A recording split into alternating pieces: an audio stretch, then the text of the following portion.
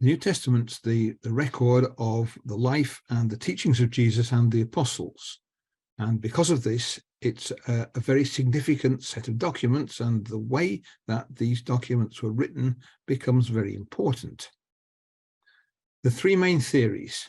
There's a traditional theory, which is that the books of the New Testament were written either by apostles or by companions of apostles who had access to eyewitnesses. There are two other theories. These come from the 19th century, and they try to explain the Gospels in particular as later works written without eyewitness content.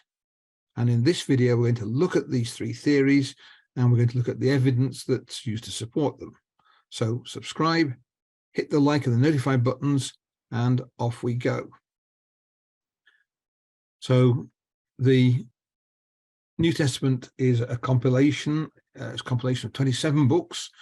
4 of them are the Gospels. They're the direct accounts of the work and the teaching of Jesus.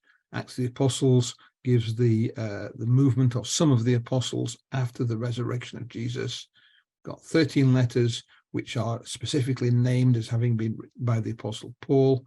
And we've got the letter to the Hebrews, which has no name at the start of it, but might have been written by the Apostle Paul.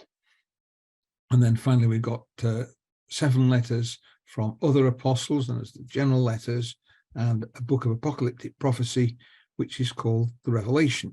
So 27 books altogether, and we have to look at different books slightly differently. So we'll begin with the Gospels, and we'll move on to other books later on.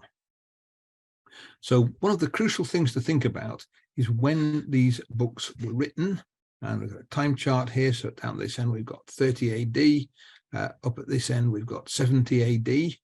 And the ministry of Jesus and the resurrection I've put in is happening up to 30 AD. So at about a 3.5-year ministry. The resurrection I've got in the spring of 30 AD. Of course, it was at Passover time. An alternative date might be 33 AD, but I'm going to carry on with the 30 AD because it's the weakest case that one might have for the authenticity of the Gospels. At the other end of the period, we have a war between the Jews, particularly the ones of Judea and Galilee, but Samaria was badly affected as well. Huge war between the Jewish occupants of those areas and the Roman legions. It lasted from 66 AD to 74 AD, and right in the middle of it, in 70 AD, Jerusalem was thoroughly destroyed, and the temple was destroyed with it. In fact, not just Jerusalem, but the war went out over the villages and towns of the area, and most of them were destroyed. And we've got another big event which marks the end of the New Testament period, and that's the fire of Rome in the reign of Nero. This made a massive change because before the fire of Rome, Christianity was considered eccentric but tolerated. After the fire of Rome, or fairly soon after that, Nero declared it was an illegal religion, and persecutions began, and Rome and Christianity didn't get on at all. There was massive persecution of Christians right up until the 4th century. So sometimes only a little bit, sometimes a big purge of Christians. Now, there are a few other dates, things like the accession of Gallio as governor in Corinth and things like that, which are mentioned in Acts, which let us put together a fairly tight chronology for the Apostle Paul and his doings. And there it is. So we've got 3 missionary journeys. We have a period of captivity first of all in Jerusalem, and then in Caesarea.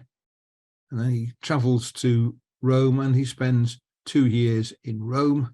And that's where the Acts of the Apostles suddenly comes to an end. It's probably written then. We've got a period when he was probably at large again and went on another journey in the Aegean, and probably back in prison at the end of that period, and he's probably killed in Nero's persecution. Some people think he escaped and went to Spain and then was arrested later on. but we have a framework for the chronology of the New Testament. So we can put Paul's letters, we can place them much more accurately than just in that bar. So at this end, we have Galatians.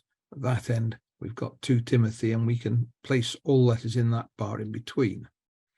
The Acts of the Apostles, like I said, was written in 62 AD, right at the end of Paul's captivity in Rome. Within a month or two of the writing of Acts, he must have been released to go out onto further journeys.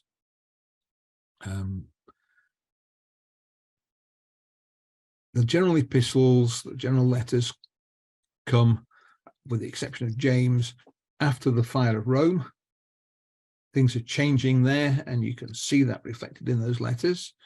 But they must have been written before the start of the Jewish War in 66 AD. The letter of James would have been written down here, something like 48 AD, almost certainly in that year. When we put the Gospels in, then, we can see how they fit with the letters. So Mark, for example, is alluded to in the letters to Corinth, 1 and 2 Corinthians, and in letters to Rome. So we can say, well, it must have been completed before 55 AD when those letters were written, and Peter isn't really available to talk to Mark, go on a journey with him until about 50 AD. So we've got a Mark somewhere between 50 and 55. John and Matthew must have been written before 70 AD because they refer to features that were destroyed in 70 AD as still being there. And as they don't have any hint of an ongoing war, they were probably written before 66 AD. John, you've only got 65 and 66. Matthew, well, Wenham puts him in down as early as 40 AD. It's Mark earlier and Luke earlier as well. I would place Matthew after Luke, and Luke, of course, has to be written before Acts, and probably he's written while Luke, or the information for it is written while Luke is with Paul in Judea, able to talk to people who saw the things that Jesus did and said. So let's think about what that tells us. Well, the first letters are written in 40 AD, that's Galatians and James. And that means that if the resurrection's in 30 AD, they're written 18 years after the resurrection. So it's not a very big gap at all. It's well within living memory. There'd be lots of people who were around at the time of Jesus's ministry who would have been able to read Mark and comment on it, say whether, Galatians, to say whether they're right or not. And when it comes down to the earliest gospel, that's Mark 50 to 55 AD, then people will be able to comment on Mark, and there wouldn't just be a few people, there'd be lots of people. There'd be the Pharisees and the Sadducees and the ordinary people in the land, and as well as Christians who had followed Jesus during his ministry. So we've got plenty of checks on the earliest gospel, and even the latest gospel, which is probably John, written in 65 or 66 AD, there would be plenty of people around who could comment on it. And given the opposition between the Jews and the Christians, and between the Romans and the Christians, you would find that there would be a record of disagreement if John wasn't accurate or if Matthew wasn't accurate. There isn't any such thing. No one challenges the accuracy of the Gospels in the 2nd century, when the Gospels are definitely there, and we know that Jewish people were aware of them. So, who wrote the New Testament? Well, here are the traditional writers of the Gospels. Matthew's a disciple of Jesus. Mark, well, he's not there himself. He actually does appear in the Gospel. He's a rich man's son in Jerusalem, but he later on becomes a companion of Peter, and he gets his information from Peter, probably on a journey when he went with Peter as his interpreter. Luke was a companion of Paul. He was an educated man. He made an account of what Paul did, and he's in Jerusalem for a while with Paul, we know that. And he's got plenty of opportunity to find out what happened and to make an accurate record of what was going on.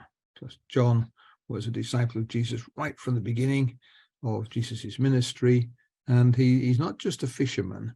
He's someone whose father owns a fishing firm, and John apparently trades in fish and goes to other cities to do the trading. Paul wrote the letters, or some of the letters. He's an apostle. He's called by Jesus, but called quite a bit later. He's a scholar. He also made tents. We've got Peter, who was a fisherman. We've got James and Judas. Judas wrote the book of Jude. They're brothers of Jesus. They're supposed to be craftsmen or carpenters. That's what the family did. And they become apostles later on. But again, they would know what Jesus was doing. But the whole point about it is that most of these are apostles. Mark and Luke aren't. They're companions of apostles, but they're all in a position to get very accurate information on what Jesus did and said. So let's think about the theories. How were the Gospels written? There are three theories. First theory is the traditional picture. That's that the evangelists, the people who wrote the Gospels, got them written so that they could preserve what Jesus did and said. And that would say these Gospels were circulated. The apostles circulated them. They were around. They said these are documents that are worth circulating. So we have apostolic authority behind them. That's the traditional picture. And the 19th century, people didn't like that. They had ideas that Jesus was different from the Jesus of the Gospels. And so they wanted to try and say, well, how would the Gospels be written if there were no eyewitnesses? How would that happen? And one of the theories is the idea there's a creative community which invented ideas of what Jesus might have done, which modified those accounts, which maybe took some authentic accounts and modified those. And these became oral ongoing traditions, and there's a certain amount of change going on. But after many years, the Gospels are written down. These traditions were collected by various writers, and we have the Gospels written down. And finally, there's a documentary theory, the idea that there were some documents created before the Gospels. There's either 2 documents or 4 documents, depending on the version of the theory, which are then become Matthew, Mark, and Luke. And there's a separate tradition which produces the Gospel of John. And that these early documents are compiled into the Gospels we have later on in the process. So do a diagram. So the traditional picture, you've got the ministry of Jesus, and that's observed by various people, the evangelists, the apostles, who see what Jesus did, hear what Jesus said. They follow his teachings, and they have to go out and teach these to various different congregations. But as the church grows, it becomes harder and harder to get around all the congregations, and after a while they write the message down so that people can have an accurate record of what Jesus did or said, to stop the oral tradition from getting out of hand. And the Gospels then become an authentic set of ideas of what Jesus did, a record of what Jesus did, that stops the speculations that might be going on in the church. And then those Gospels are copied and distributed and go throughout the whole church. That's the traditional picture. It's got evidence to support it. It's not things like undesigned and archaeology, the dating of the Gospels. It's got linguistic features, the way that the names are written in them. We'll have a look at that later on, but the evidence is there. Creative community theory, well, you've got Jesus starts the church off, and that's more or less all he does. 1 or 2 of the accounts of what Jesus said and did were carried on orally, and they're passed on to other people, and then other people would take those stories and they would not quite remember them correctly, or they would want to add a bit, or they would want to change it a little bit to fit their own circumstances, and gradually those accounts would be changed until in the end different people collect them. Mark collects one, Matthew collects another, John collects another, but none of these are apostles. They're not eyewitnesses themselves.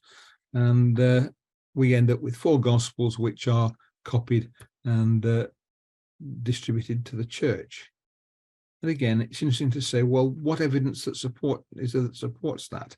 Were there accounts that talk about this creative community? Were there accounts which say the Gospels are written in that way? Well, there aren't. There's no reference to it. This is something that was invented as a sort of, well, this must have happened because it fits our idea of the development of Christianity by 19th century critics.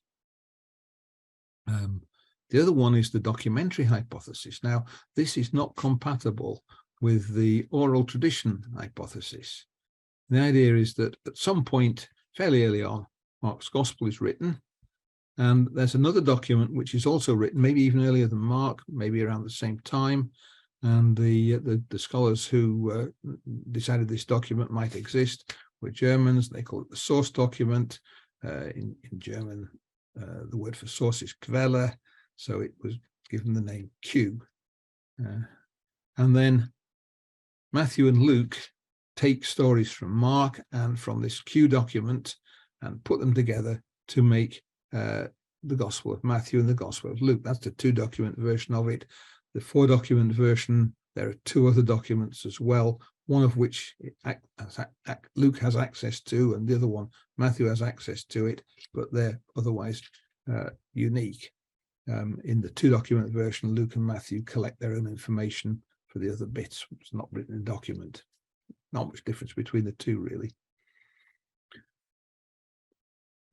The Gospel of John is written completely independently, and there's no account of how that was written in this theory.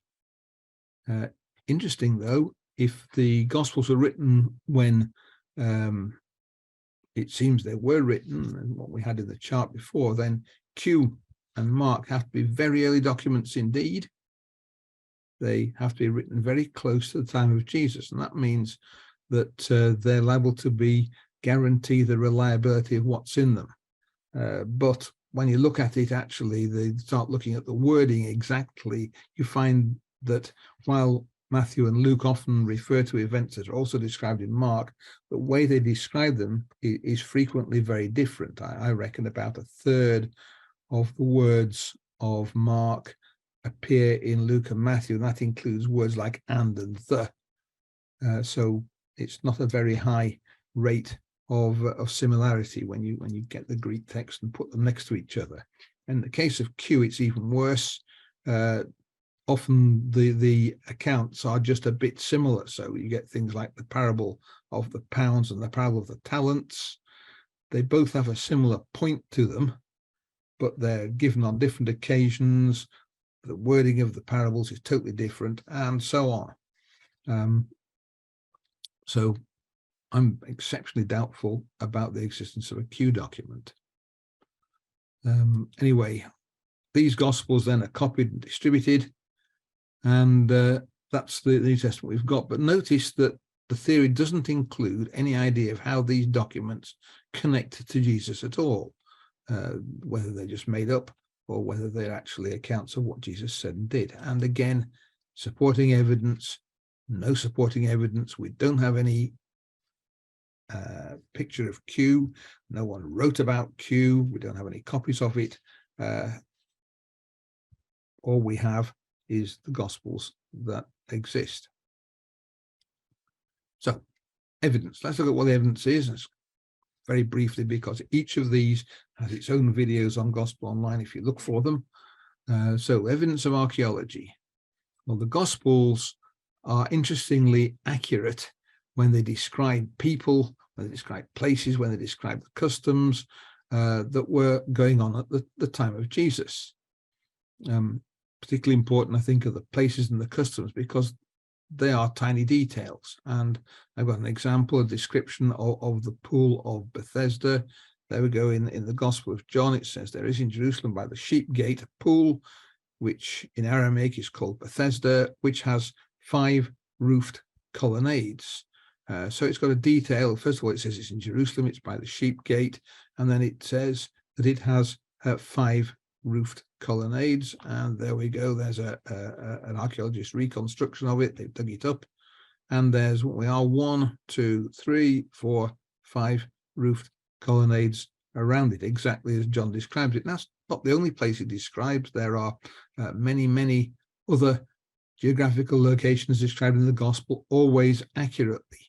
And customs, things like the way that water jars in Judea and in Galilee were made of stone, whereas the pottery everywhere else, everyone knew about the pottery ones, but hardly anyone would know about the stone ones, kind of roof tile they used, and so on. All the customs are down there exactly accurately.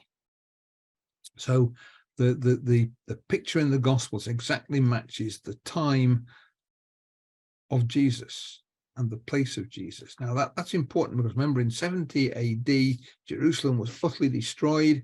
There's this war that goes on for 6 and a bit years, and which destroys practically everything. Even the people are taken away as captives, sold as slaves often by the Romans, and the people who come back and settle there don't have the same customs. They rebuild the buildings differently. They don't even speak the same language. What else we've got? Undesigned coincidences. Well, that happens when you get tiny insignificant details in the narrative which will match the insignificant details somewhere else in the same narrative or in a different narrative. And there's these hidden correspondences. Often you have to search for them. They don't stand out. The details are independent. They're not there as part of the same thing, and they fit together to produce a kind of sub-story that's independent of the main story that's being reported in whatever account we've got. So let's have an example. This is the bit just before Jesus delivers the parable of the sower. And then we are in the Gospel of Matthew, and it talks about Jesus going out of the house and sitting by the sea. And it's just a great crowd gathered around him. So he got into the boat and he sat down there, and that's where he teaches from, the crowd standing there on the beach. Now, this phrase, the house, in the Greek of the period, that would be talking about your home. So Matthew is saying, it's my house. So Jesus has been in Matthew's house. They go out of Matthew's house, and there they go down to the seaside, and Jesus sits down beside the sea, and the crowd gathers. There's the Mark account.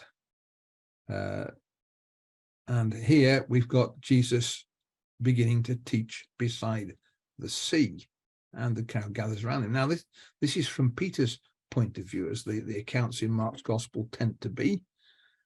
And it doesn't have any mention of the house at all. Of course not. It's Matthew's house, not Peter's house. And so Peter, it seems, wasn't with Jesus and Matthew at the start of Matthew's account.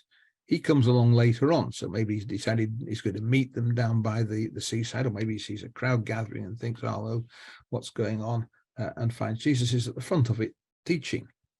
But it's the same occasion. The details are different, and you can put together this picture of Jesus being in Matthew's house and then walking down to the seashore, and Peter joining them there, which you wouldn't get by just looking at either one of the narratives on their own. Luke, who of course wasn't there at all, just gives the parable of the sower and doesn't explain the circumstances at all. So what we've got there is something that connects the writers with the actual Gospels themselves. And there are tons of other undesigned coincidences around. If you look for them, go to the website Bible Think, and you'll find a whole list of them. Linguistic fossils. Well, if you read a document which is written in a foreign language and translated, you often get constructions that come out of the original language. If you've got someone who says, I have to the horse over the fence some hay thrown, you can bet that originally they were thinking in German, for example. Well, the same thing happens in the New Testament. That was written in Greek, but you get words of Aramaic in there. Let's just go back a second. You get words in there, things like on the cross, Jesus says, Eli, Eli, lama sabachthani, Aramaic, my God, why have you forsaken me? He heals a girl who he addresses and says, Talitha Kumi, young lady, get up. You get the same thing in the phraseology, so it's not actually an Aramaic word in there. So here we've got one in Luke 9. Let these words sink into your ears. Well, no Greek ever wrote that. That's an Aramaic construction or idiom. There you go. Blessed are you when men shall hate you and separate you from their company and shall reproach you and cast out your name as evil. I had to quote that from the Authorized Version because it doesn't really come in English very much, and the other translations tend to say things like revile you, cast out your name as evil. It's a very much something that might have been said in first century Judea or in first century Galilee, but it's not something that would appear in Greek, and it's not something that would appear in English for that matter normally. So again, we've got this connection to the language that was being spoken in Judea and Galilee at the time of Jesus, whereas the Gospels are written for Greek readers. That's why they're written in Greek. If they'd been made up, then this kind of Aramaism, these Semitisms would have disappeared.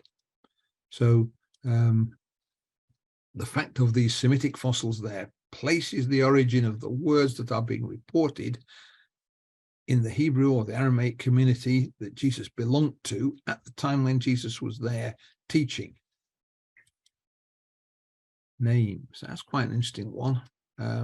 Names are things that are difficult to remember. Most of us can think of television programs or films that we've seen. We can remember the plot. We can tell people about them if we want to, but we can't remember the names of any of the characters. It's quite a common thing for me. And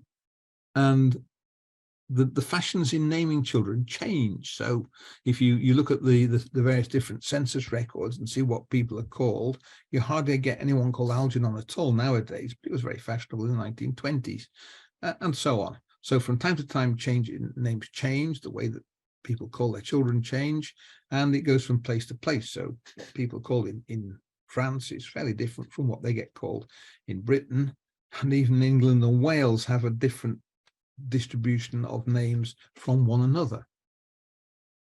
So if you're going to name people, write something like the Gospel and make it up, how do you get the names right?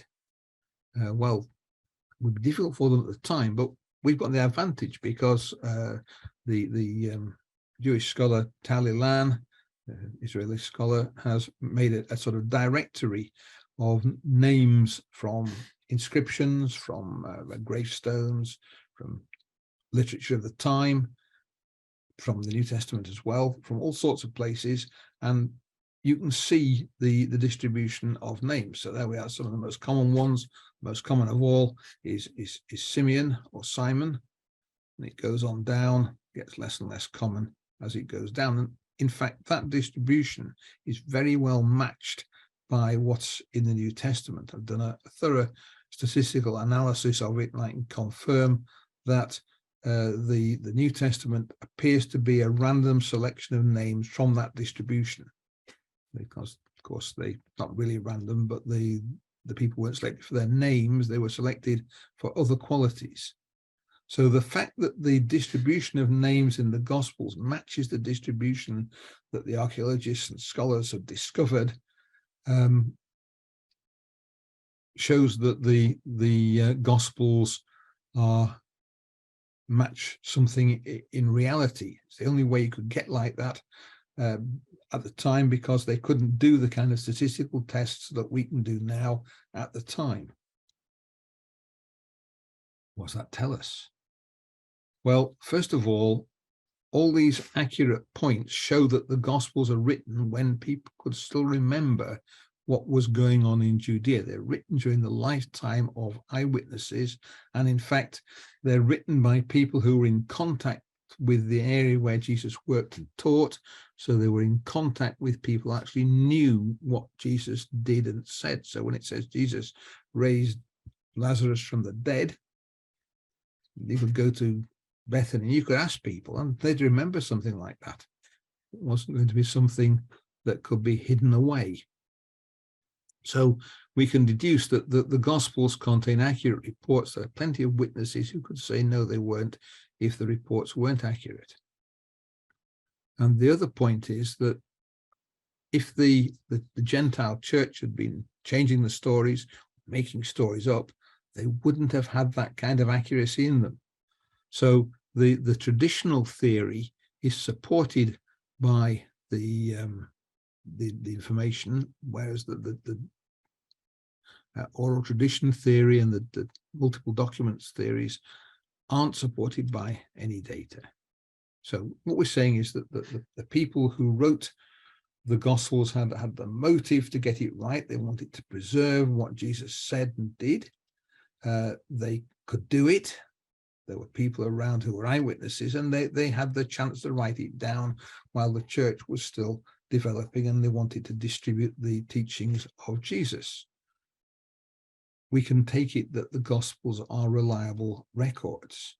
So we've taken a look at the Gospels. In a moment, I'll go on and have a very brief look at the letters. But while you're getting ready for that, here's a question for you. Have I made a convincing case about the Gospels? Let me know what you think by writing in the comments, and I'll look at those later on, and if I can, I'll reply. So what about the letters? There we go. There's a list of letters in the New Testament. We've got 13 letters there, which start off Paul, an apostle. So they're claimed to be written by Paul. There's Hebrews, which doesn't start off with a name of a writer. In fact, formally it's anonymous. We've got apostles, other apostles who wrote letters. Starts with James, the earliest, and ends up there with Judas, known as Jude in English translations. Now, the critics don't like those. The critics identify some of these letters and say these letters weren't written by apostles at all. They were written later by somebody else pretending to be an apostle. Now, we have to be a bit careful about that. These happen to be the ones that say things that don't really agree with the Lutheran interpretation of the other ones. They tend to say, well, they can't be written by Paul because they don't teach what Paul normally taught. The trouble is that neither do the other ones with Paul. But nevertheless, you've got to think about it. What evidence is there that these letters were written by Paul the Apostle or by the other apostles? Well, for me, the biggest thing is the way they fit into the narrative of Acts. So if you look at the dates of New Testament letters, you can work out when they were written, usually to within a